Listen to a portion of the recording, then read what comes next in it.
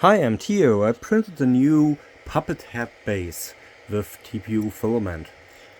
And as usual, I did not use any structures underneath the bridges and overhangs. And it still printed fine.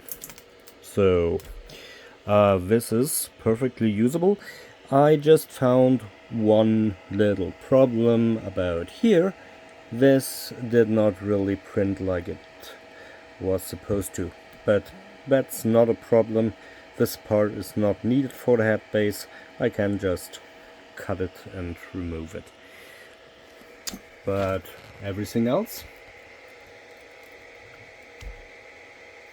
looks fine to me.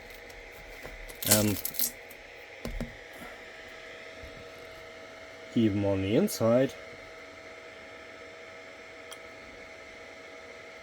it printed good enough for the purpose. There are some tiny spots here and there that I have to clean up, but all in all, that worked. That's it for now. Bye bye.